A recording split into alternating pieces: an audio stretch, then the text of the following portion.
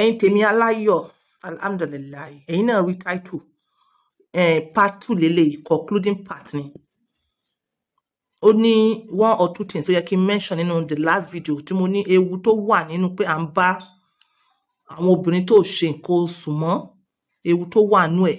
Ẹ̀yin kan wo video kẹ́ tó make judgment, but mo dúpẹ́ lọ́dọ̀ Ọlọ́run tí mo bá ti búyàn lórí social media ó ti tẹ̀síwájú, ara ti tẹ̀síwájú ni èébú tẹ̀yin kan mọ́ ń búyàn, you understand, but èébú yẹn tí n bá lè withstand ẹ̀ mọ́, I will come for you, that is it. Kí n tó wá lọ concluding part, the only ewu tó wà ń bẹ̀, after a lot of research, after a lot of asking àwọn ọkùnrin tó ti dàgbà, àwọn obìnrin tó ti dàgbà, atótónu wọn, mo discover pé kò sí ewu. Àwọn ọ̀pọ̀lọpọ̀ pè mí, arákùnrin kan náà pè mí, ó ní is 76 years old and ìyàwó òun age lélẹ́yìí, they are good to go, they are doing it and it's fine, nothing is happening to yẹn. Yín náà rí comment àwọn ẹlòmíì lórí comment yẹn, lórí video yẹn, pé they are doing it and they are fine. Yes, mi ò fẹ́ waste time, but after tí mo bá sọ ewu yìí tán, mo fẹ́ sọ ọ̀rọ̀ kan àbí méjì lórí ọ̀rọ̀ DNA, especially kó lọ mọ́ bá Wùmí ìyàwó Mohbad. The only ewu tí ò bá pọ̀ jù, but tó bá pọ̀ jù máa kàn stop níbi video, the title of this video, and we move on to another video. Okay, the only ewu tó wà ń bẹ̀ òní having saying nínú last video kan tí mo sọ ni pé àfi tó bá jẹ́ ègún ìdílé, ìwọ tán bá tí bàbá ẹ bá sọ bẹ́ẹ̀ yẹn fún ẹ, ó lè jẹ́ ègún ìdílé yín ni, you need to ask. You need to ask if DNA, ìdí tẹ́ fi máa accept DNA náà lélẹ̀. Some of you tó yẹ kí bẹ́ẹ̀ ṣe ń lù tí ò dún fún yín, ìwọ tó ń lù tó ò dún fún ẹ, ìdí DNA náà lélẹ̀. Ìdí DNA lélẹ̀. Maybe root here is not your root. Tíyàn bá mọ bí tíyàn ti wá, kò yẹ kó dìjà, kò yẹ kó fàjà, ìtúsílẹ̀ ni. Bàbá ńlá ìtúsílẹ̀ ni. So ẹ lọ wo fídíò mi tí mo ní kàtígórì àwọn tó ní DNA. Okay?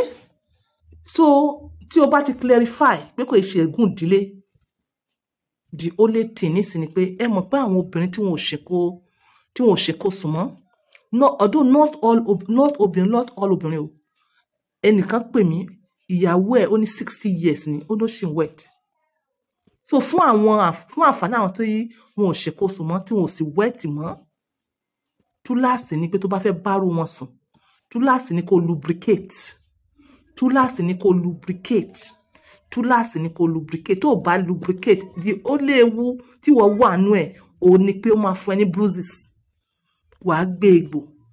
Tó bá dẹ̀ jẹ́ wípé ìwọ dẹ̀ ní o manage láti ṣe ni, you are suffering from diabetes, tó wá ní egbò lórí ìgbòlà rẹ, ṣe mọ̀ pé wàhálà ni.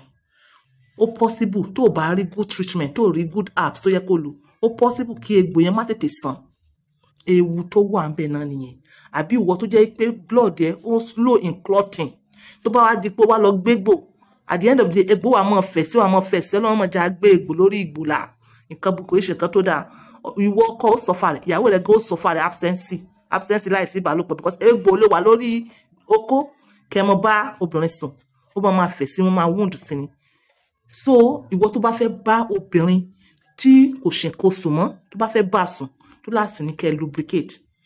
So àǹfààní ni fún obìnrin tí ò ṣe kó sùn mọ́ láti máa jẹ́ kí wọ́n bá sùn léèrèkóòrè. Àǹfààní ló jẹ́ fún obìnrin, àǹfààní ló jẹ́ fún ẹ. It will make you look younger, it will make you less frustrated. Àwọn sign tí menopause máa ń wá, tó máa ń wá pẹ̀lú menopause, you will not experience it much, you understand. And irú obìnrin tó bá dẹ̀ ń gba ìbálòpọ̀ kò ní tètè máa gbẹ, yes, kò ní tètè máa gbẹ, kò ní máa dry ni mo sọ, then òun kò ní look shrink, ó máa look surplus, ó máa look younger than her age. Advantage ni anything, because àsìkò tí cancer fẹ́ sọ yìí pé òun fẹ́ wọlé lélẹ̀, bí ìbálòpọ̀ yìí kò ní jẹ́ kò ní sí àyè fún ìbálòpọ̀, kò ní sí àyè fún cancer of all kind láti wọlé, because wàá tètè detect ẹ̀ through ìbálòpọ̀.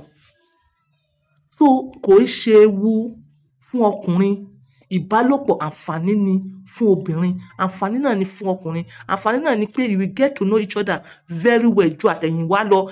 Obìnrin yóò dẹ̀ nífẹ̀ẹ́ rẹ̀, irú obìnrin bẹ́ẹ̀ ó máa ṣètọ́jú ẹ̀ dáadáa ni.